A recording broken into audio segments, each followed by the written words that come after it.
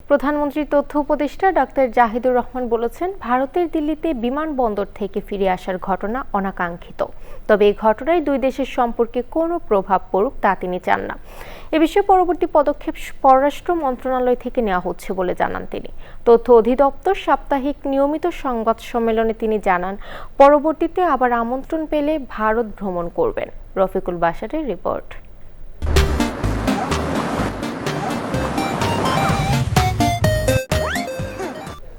একটি আন্তর্জাতিক সম্মেলনে অংশ নিতে বাংলাদেশের প্রতিনিধি দলের প্রধান হিসেবে শনিবার ভারতের রাজধানী নয়াদিল্লিতে গিয়েছিলেন প্রধানমন্ত্রীর তথ্য ও সম্প্রচার উপদেষ্টা ডাক্তার জাহিদুর রহমান। তিনি অভিযোগ করেন, ইমিগ্রেশনে তাকে 2 ঘন্টা অপেক্ষা করানো হয়েছিল।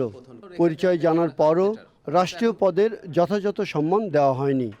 পরে সম্মতি মিললেও তিনি সম্মেলনে অংশ না নিয়ে কলম্বো হয়ে দেশে ফিরে আসেন। আসলে ঘটনাগুলো ঠিক এরকমই ঘটেছে। দিল্লি বিমানবন্দরে কি ঘটেছিল এবং তিনি কেন চলে এলেন এ বিষয়ে ব্যাখ্যা দেন উপদেষ্টা। যে পরিস্থিতি তৈরি হয়েছিল তার প্রতিবাদ করা প্রয়োজন মনে করে ফিরে আসেন বলে জানান তিনি। কি হয়েছিল আমি যা দেখেছি, আমি আমার কথাটুকু অল্প 2-3টা বাক্যে বলি। আমার তো একটা ডেলিগেটকে লিড করছে, আমার সাথে আরও মানুষজন ছিলেন, তারা তাদের ইমিগ্রেশন পার করে চলে গেলেন। আমার ইমিগ্রেশন যখন শুরু হলো, আমি মুহূর্তেই বুঝতে পারলাম তারা দেরি করছেন, তাদের সময় লাগছে। তারা তারপরে নানান জনের সাথে কথাবার্তা বলছেন। আমাদের হাই কমিশনার প্রথম থেকে আমার সাথে ওখানে ছিলেন। 2 ঘন্টার মাথায় আমি ডিসাইড করেছি যে ইটস টু মাচ, আমি আসলে আর ঢুকবো না।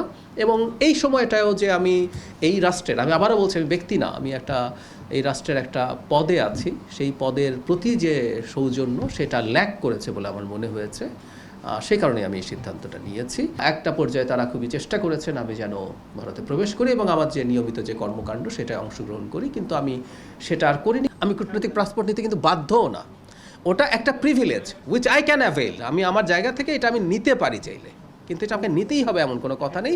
এবং কেউ কেউ বলার চেষ্টা করছেন যে পাসপোর্ট কারণ ছিল, পাসপোর্ট কারণ ছিল না। ডাক্তার জাহিদ বলেন, এই ঘটনাকে কেন্দ্র করে বাংলাদেশ ভারত সম্পর্কে বিরূপ প্রভাব পড়ুক তা তিনি চান না।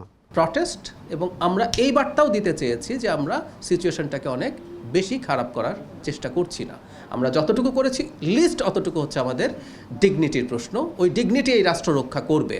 বাংলাদেশ তার আত্মমর্যাদা বিসর্জন দিয়ে কোনো রাষ্ট্রের সাথে, কোনো রাষ্ট্র, আই রিপিট, এটা শুধু ইন্ডিয়া না, কোনো রাষ্ট্রের সাথে আত্মমর্যাদা বিসর্জন দিয়ে তার সম্পর্ক বা এনগেজমেন্ট করবে না।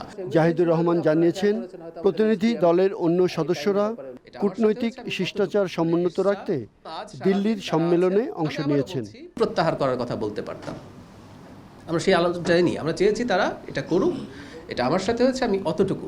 জাহিদুর রহমানের একাধিক ইউটিউব চ্যানেল ভারতে নিষিদ্ধ থাকার কারণে এমন ঘটনা ঘটেছে কিনা জানতে চাইলে তিনি সে বিষয়ে কোনো মন্তব্য করেননি।